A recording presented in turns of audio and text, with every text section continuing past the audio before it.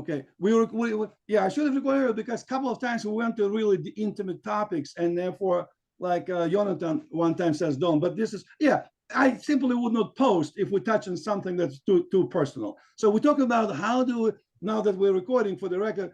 Today is the June 13th, 2023, 8 o'clock after 8 o'clock Israeli time, and we're talking about the topic of how do you discuss opposite opinions or controversial opinions, like who were Sadducees? What are the people who do not accept the written oral Torah, or people who do accept them, or people who put tefillin but don't use the kippah, or put the kippah but don't use tefillin, or put tefillin but they put it on the right hand instead of a left hand? How do you treat people like that? My point was, is arguments or discussion I have a person at the class the other day, is that no matter what the person does, you have to first come to the person as a fellow Jew and love him or her. And then if you disagree with something, don't speak about it hatefully or disparagingly, but say, oh, interesting. Why are you putting tefillin on, I'm just making up, on the right hand instead of left hand? Where do you get it from? And the person, well, I got it from because, I mean, in Numbers chapter 7 says that Moses took it with the right hand, and the right hand is this, and that's why I put the tefillin on the right hand. Okay, you agree or don't agree with that, but at least this is my logic. Okay, so how do you gently and respectfully discuss historical facts and events that happened in the 8th century, in the 2nd century, in the 15th century, factually, without just, throw the internet at me, well, I found the internet that says all tzaddikim were bad, and without anger, without animosity, but in a good way. Okay, so I just restated my question for recording. So recording is starting, David. Okay, anyone? You start then. If you're already talking. Okay. Well, yeah, I think if the question is how do you make such a discussion, then I think it depends on the people. Just do it kindly and in good manner. Simple as that. Sometimes you will find yourself speaking to people who are well, either very fanatic about what they know and what they believe to be right, and usually people like that will be very defensive. It's like if you challenge their ideas, it's like they feel that it's not some kind of they might feel that it's not some kind of an intellectual challenge, but it's just an attack on their being. It's an attack on their existence almost. Mm-hmm. Oh, how do you dare this and that? And so they take it personally. Completely. And But, yeah. If a Jew comes up to you and says, "I do not believe in God," how do you react to that? Okay, so you don't believe in God. Personally, an excellent point. My opinion. I'll put it this way. My personal opinion on God is that I cannot even have an opinion on God. And believing in God is a human category. Belief and faith is a human category. When we speak on the believing in God, we speak about ourselves. We do not speak of God. Therefore, speaking of God is almost irrelevant to the human experience. You always end up speaking about yourself. So, to cut a long story short, just like the Rambam said, the best way to talk about God is to shut up. Don't say anything. David, Mazel Tov, you just gave a very Jewish answer. Well, it's interesting. I remember reading a thing by T.S. Eliot, a poet, because I was very interested in a poem he wrote called Four Quartets, and it's very strong hints in it to God. But he never comes out and says it directly. And he says something interesting, which is that if a writer wants to talk about spiritual things in the present time, he has to kind of hide it, or he has to do it indirectly. In other words, you can't just come right out with it. It has to be done subtly, almost like in a code, that like an artistic form that reaches the person's feelings but bypasses their intellect, because the intellect is, especially people who are like leftist and anti-religious, they always have this radar up and this like watchdog at the gate to prevent anything spiritual from coming in. But the question was the question Lev posed is, how do we basically talk about different approaches in Judaism without getting into internal fights between Jews? Mhm. Saying if we bring now, so there's a couple of classic rabbinical Jews, we have one Chabadnik, and say now I bring a Karaite Chacham, a Karaite rabbi or something, and he will say, okay, well we do not acknowledge the oral Torah to be from God and all of that, and because I can tell you from my knowledge, my knowing of Karaites, I know one guy who is a shochet in the Karaite community. He doesn't know. When I told him, for instance, the name Yochanan ben Zakkai, he didn't know who that person was.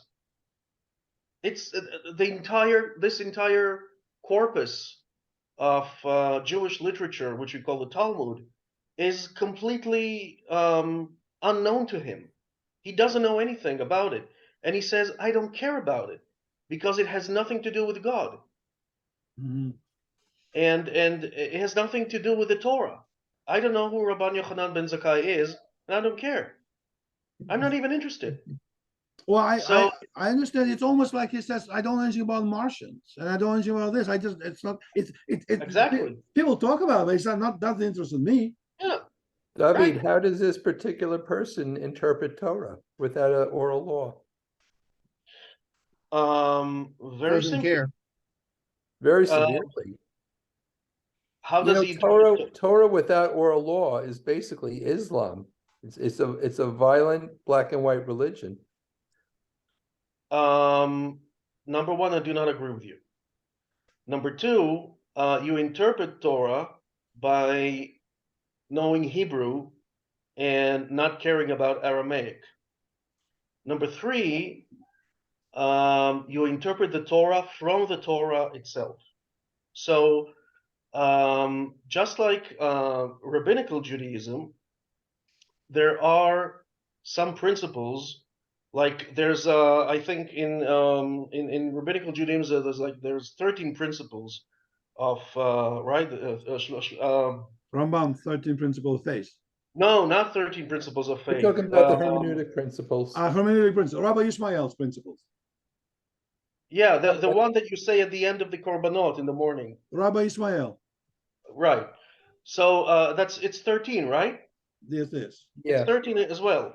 So the Karaites have 7 of those principles. Okay. But they never go out of the text. So you always have to be close to the text, because this is the text. If this is God's word, then you stick to God's word. Very simple. I accept it. I would say I will add this to the reads, and maybe to Bob's point. I used to also think, I don't want to use the word brainwash, but I don't find another words of being righteous about in certain ways I believe. And then when I talk to people with opposite views than me over time, as I get older, like Karaites, for example, I heard the reason they introduced made a lot of sense. And it's not that I agree or disagree, but I'm finding if somebody, I met people before, I just never met people like that. But once I met some of the people that talk about it, and I said, okay, well, how do you explain, like, let's say, Yevamot, if a woman doesn't have kids and the husband dies, then the son needs to, the brother needs to marry the girl. And the question I said, how do you know which, let's say, he have 5 brothers? Is that the youngest brothers, the oldest brothers, the middle brothers? If without oral Torah, you can't tell. And the guy, I'm not going to go to this right now, but the guy explained to me from the Torah, this is what happened. It was very simple, classical explanation.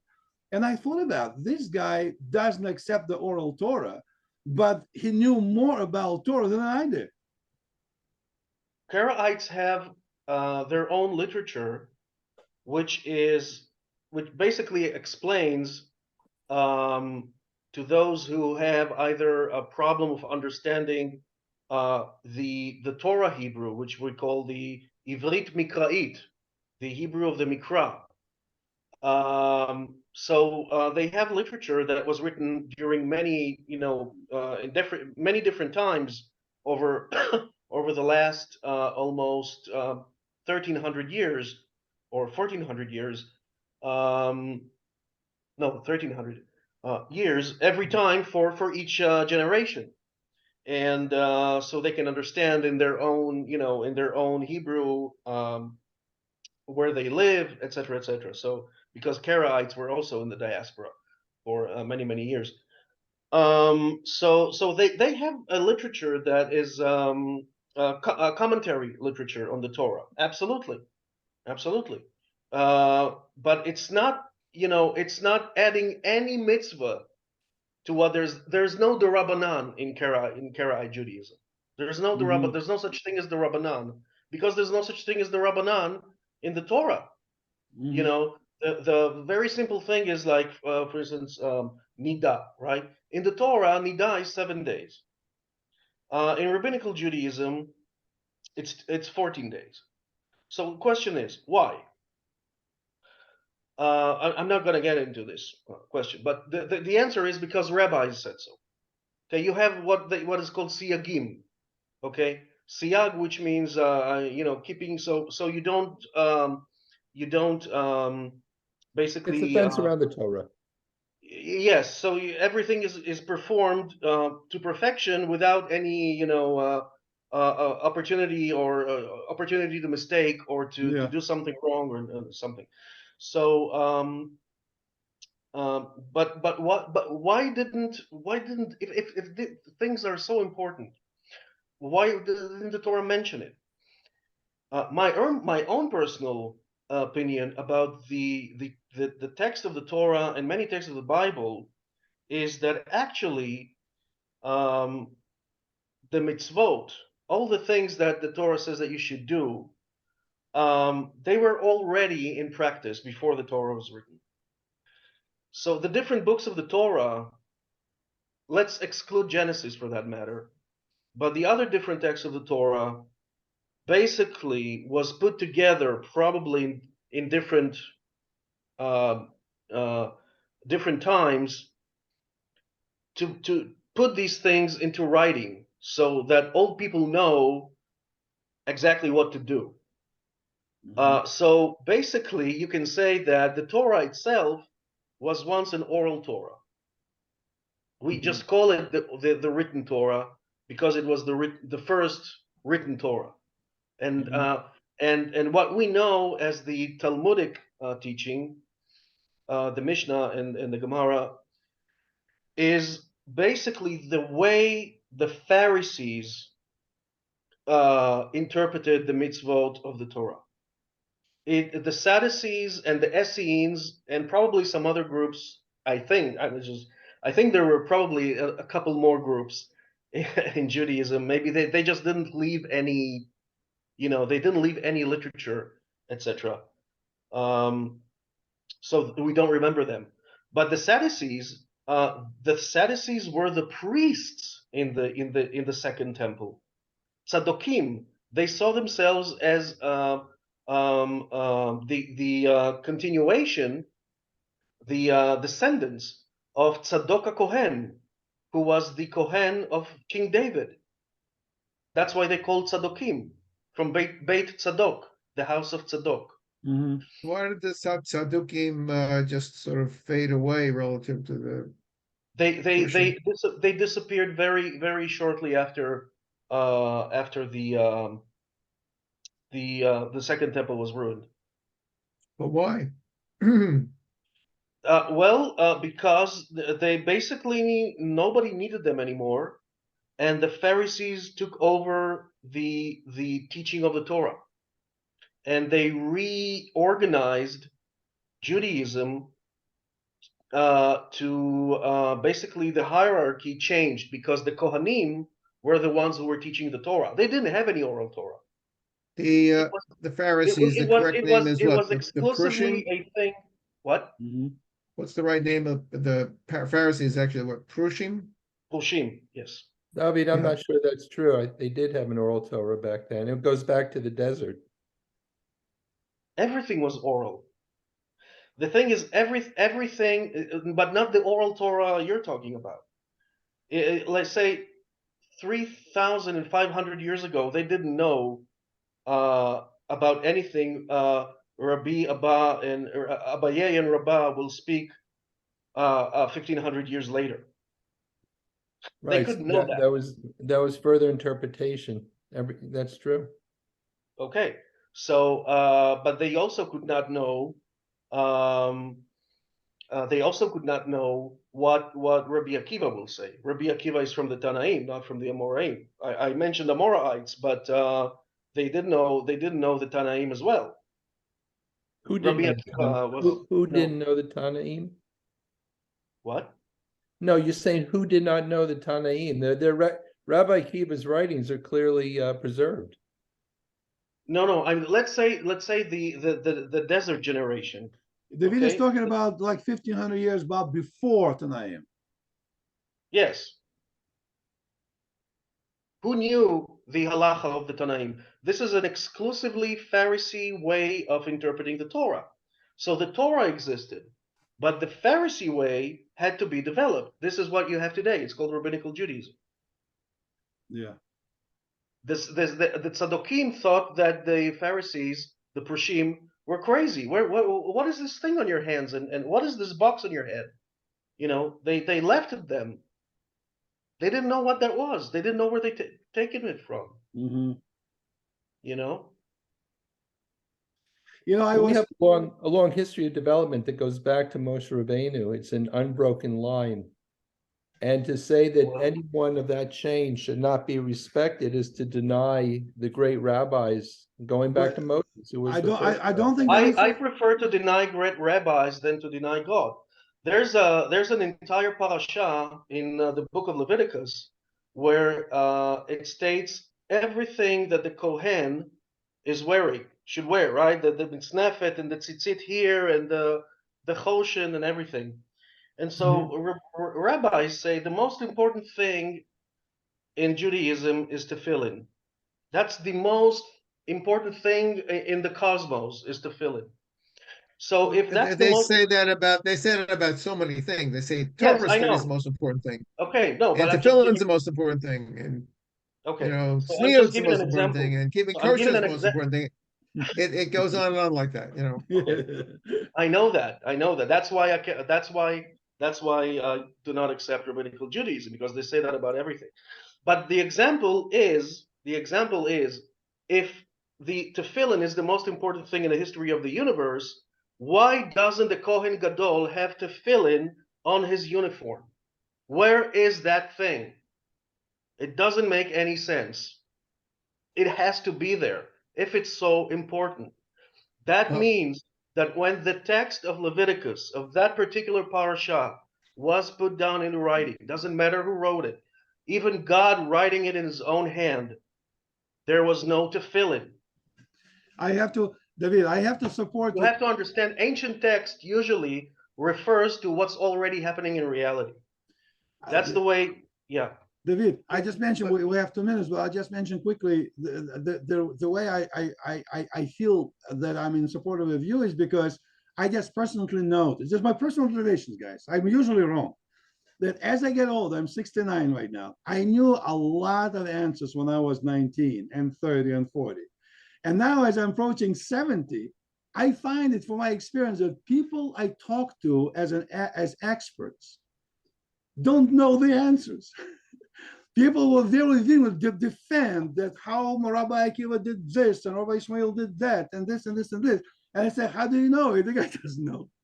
Doesn't know. And they say, just everybody knows it doesn't. They don't know.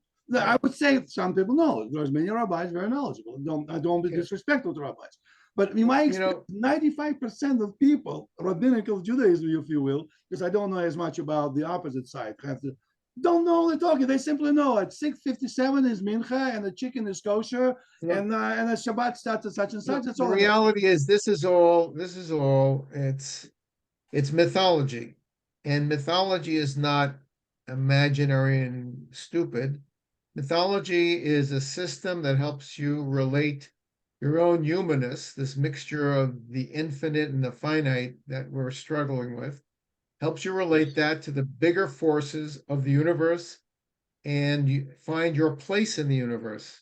And no mythology is perfectly rational because it's not speaking to your intellect, it's speaking to your soul. Yes. And we have to accept that no matter which one you believe in, they're never going to be perfectly rational. They think of it as a software talking to, trying to interact with the hardware of the universe. So Very each well religion spoken. has its own software. Very well spoken, Zadie Shark. Guys, we have to finish. We have 13 minutes. Well, let's continue next Tuesday on that. I think it's a very interesting Okay. topic.